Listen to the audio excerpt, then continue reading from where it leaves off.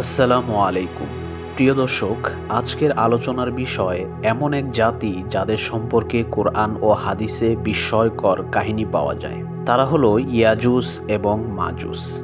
তারা বর্তমানে পর্দার আড়ালে বন্দী, কিন্তু কিয়ামতের আগে তারা বের হয়ে আসবে এবং পৃথিবীতে এমন বিশৃঙ্খলা ছড়াবে যা মানুষ কখনো কল্পনাও করতে পারবে না। চলুন আজ আমরা বিস্তারিত জানি কোরআন, হাদিস ও ইসলামী ইতিহাসে ইয়াজুস মাজুসকে কিভাবে বর্ণনা করা হয়েছে। ইয়াজুস মাজুস আদম আলাইহিসসালামেরই সন্তান। তাদেরকে আল্লাহ বিশেষভাবে সৃষ্টি করেছেন। হাদিসে উল্লেখ আছে তারা দেখতে মানুষের মতোই, তবে অত্যন্ত ভয়ঙ্কর স্বভাবের এবং অসংখ্য সংখ্যায় বিস্তৃত। কোরআনে আল্লাহ তাআলা সূরা আল কাহফে তাদের উল্লেখ করেছেন। আল্লাহ তাআলা বলেন, যখন জুলকারনাইন পূর্ব ও পশ্চিম জয় করলেন, তখন কিছু জাতি এসে তার কাছে অভিযোগ করল, হে জুলকারনাইন, ইয়াজুস মাজুস পৃথিবীতে অনেক ফিতনা ও ধ্বংসযজ্ঞ চালাচ্ছে।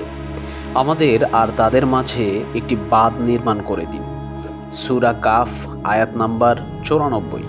এ থেকে বোঝা যায় ইয়াজুস মাজুসের ধ্বংসাত্মক স্বভাব প্রাচীনকাল থেকেই মানুষের জন্য এক ভয়ঙ্কর আতঙ্ক ছিল।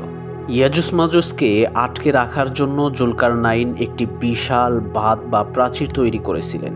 কোরআনে বিস্তারিত এসেছে, তিনি লোহার পাত একের পর এক সাজিয়ে দিলেন, তারপর তাতে গলিত তামা ঢেলে দিলেন, ফলে এক বিশাল ও শক্তিশালী দেওয়াল দাঁড়ালো। ইয়াজুস মাজুস সেই দেওয়াল ভেদ করতে পারল না, উপরেও উঠতে পারল না, তাই সেখান থেকে আর বের হতে পারল না।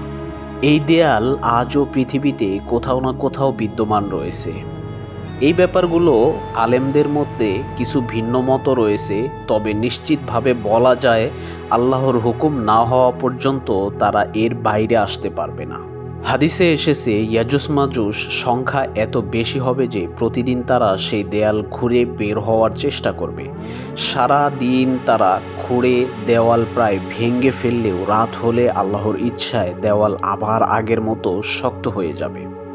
একদিন তারা বলবে, আগামীকাল আমরা বের হব ইনশাআল্লাহ। এই ইনশাআল্লাহ শব্দ তারা বলবে। তখন আল্লাহর নাম উচ্চারণ করার কারণে এবং আল্লাহর ইচ্ছায় সেদিন তারা সত্যি সত্যি বের হয়ে আসবে। তারা পৃথিবীতে ছড়িয়ে পড়বে, পাহাড়, নদী, জমি সব কিছু ধ্বংস করে দেবে, এমনকি তারা নদী শুকিয়ে ফেলবে। রাসূলুল্লাহ সাল্লাল্লাহু আলাইহি ওয়াসাল্লাম বলেছেন, ইয়াজুস মাজুস বের হবে। তারা এত বিশাল সংখ্যায় থাকবে যে তাদের প্রথম দল একটি নদী থেকে পানি পান করবে, আর পরের দল এসে দেখবে সেই নদী সম্পূর্ণভাবে শুকিয়ে গেছে। এরকমভাবে পূর্বের দল নদীর পানি খেয়ে সব শুকিয়ে ফেলবে। সহিহ মুসলিম শরীফে এই হাদিসটি উল্লেখ রয়েছে। কিয়ামতের বড় আলামতগুলোর মধ্যে ইয়াজুস মাজুসের আগমন অন্যতম। হাদিসে এসেছে, দাজ্জালকে হত্যা করার পর ঈসা আলাইহিসসালাম যখন মুসলমানদের নিয়ে থাকবেন, তখন আল্লাহ তাআলা ইয়াজুস মাজুসকে বের করে দেবেন। তারা এত সংখ্যায় আসবে যে আকাশ মেঘে ঢাকা পড়ে যাবে। মুসলমানরা ভয়ে মসজিদ ও দুর্গে আশ্রয় নেবে। ইয়াজুস মাজুস এত ধ্বংসযজ্ঞ চালাবে যে পৃথিবী বসবাসের অযোগ্য হয়ে পড়বে। তারা বলবে, আমরা পৃথিবীর মানুষ শেষ করেছি, এখন আকাশের মানুষের সাথেও যুদ্ধ করব। তারপর তারা তীর ছুড়বে আকাশের দিকে, আর আল্লাহ তাআলা তাদের এই তীরের পিছনে রক্ত মাখা বানিয়ে ফিরিয়ে দেবেন, যেন তারা বুঝতে পারে তারা আকাশের মানুষকেও হত্যা করেছে, এবং তারা উল্লাস করতে থাকবে। যখন পরিস্থিতি চরমে পৌঁছাবে, তখন ঈসা আলাইহিসসালাম এবং তার সঙ্গীরা আল্লাহ তাআলার কাছে দোয়া করবেন। তখন আল্লাহ তাআলা বিশেষ এক ধরনের কীট বা পোকা পাঠাবেন, যা ইয়াজুস মাজুসের ঘাড়ে প্রবেশ করবে। এর ফলে তারা সবাই একসাথে মারা যাবে, পৃথিবীতে তাদের লাশে ভরে যাবে। তখন ঈসা আলাইহিসসালাম আবার দোয়া করবেন, আল্লাহ বড় বড় পাখি পাঠাবেন, যারা তাদের লাশ তুলে নিয়ে যাবে। এরপর ভারী বৃষ্টি হবে, যা পৃথিবীকে আবার পরিষ্কার পরিচ্ছন্ন করে দেবে। প্রিয় বন্ধুরা, ইয়াজুস মাজুসরা বর্তমানে এই দেওয়ালের পিছনে বন্দী অবস্থায় রয়েছে পাহাড়ের ভিতরে।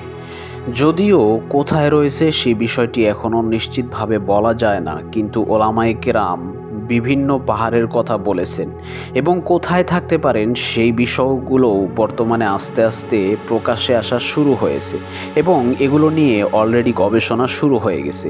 আমি আপনাদেরকে বিস্তারিত জানানোর চেষ্টা করেছি, তবে ইয়াজুজ মাজুজরা কোথায় আছে, কবে পর্যন্ত আসতে পারে, এসব বিষয়ে যদি আপনারা জানতে আগ্রহী হন তাহলে আমি এই ভিডিওর পার্ট 2 বানাবো।